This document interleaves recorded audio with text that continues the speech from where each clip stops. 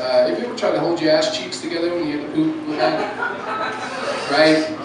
But when you're young, you don't really know how to do it as well, so you just really just stand awkwardly like this.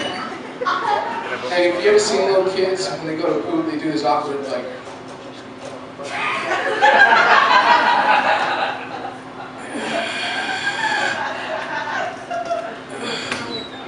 Well, I really didn't know how to master any of that, right?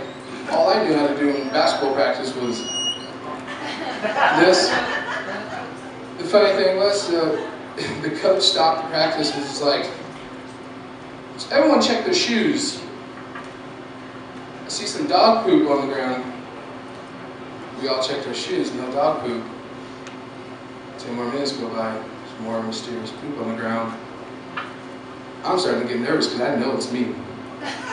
Seriously, if you know how the feeling was of feeling shit, sorry. The feeling it felt like I was an Easter bunny on Easter, just dropping little pellets. Just like, oh. I had to shit in practice. When I got home, I didn't have to. I just threw my underwear in the laundry. But like I said, I was born and raised in Eugene. As a black man, we go through a lot of things. My grandmother is actually half Irish and half American, and my grandfather's half Mexican American. And so, growing up, you know, it was very different trying to get background of African, you know. And so one day, I was grubbing up on some nuts, and my grandma had some assorted nuts. And I was like, "Hey, Grandma, what are these nuts called?" She goes, "You want to know? You really want to know?" And I was like, "Yeah." She's like, "Those are nigger toes." And being a little kid, you don't really get that whole, you know, nigger in your head. So when you're going to school the next day with a package of nigger toes, and you're telling your friends you're eating on some nigger toes, yeah, very awkward. So actually one day I was like, you know, I don't really know that word, so I'm going to play around with it. Me and my friends, we're 18, 19 years old, cruising the streets. I was sitting behind the driver, car's all crammed. I see this black guy walking down the street. I was like, oh yeah. Nigger! I hid perfectly so he couldn't see me.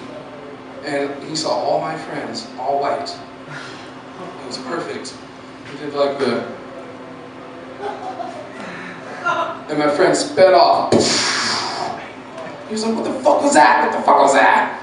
Just don't call another black person the N-word if you're a black person. Just don't do that. I was like, I thought he was my friend. I was like, that's what we call each other, right? It's like, we hear the music, we hear the culture.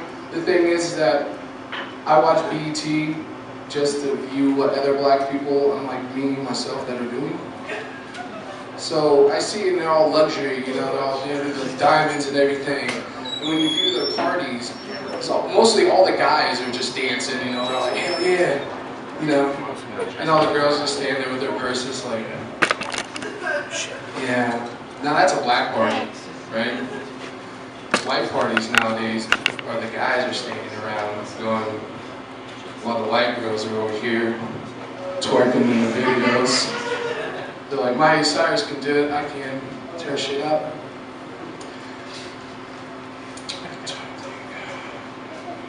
Anybody do drugs? Alcohol does count. There you go.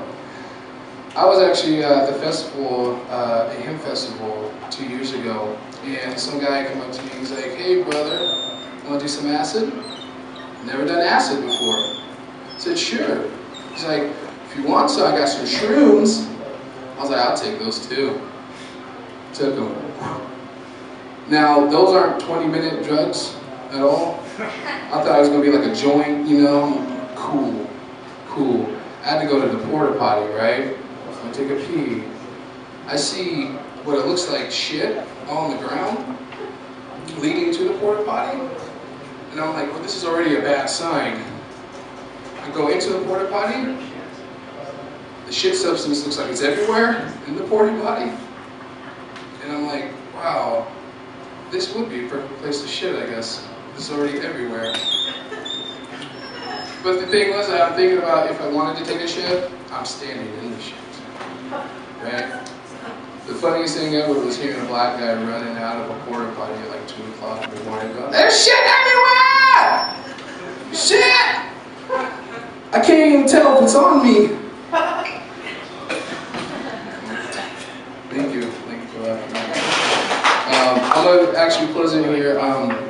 You know the pregnancy tests, the plus and minus signs, right? Well, when you pee on them, they should just change into a martini glass and a hanger. Hear me out.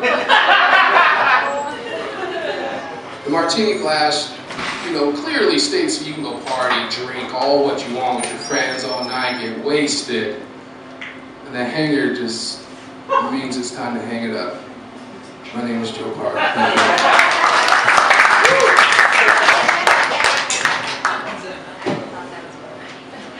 Joe Parra.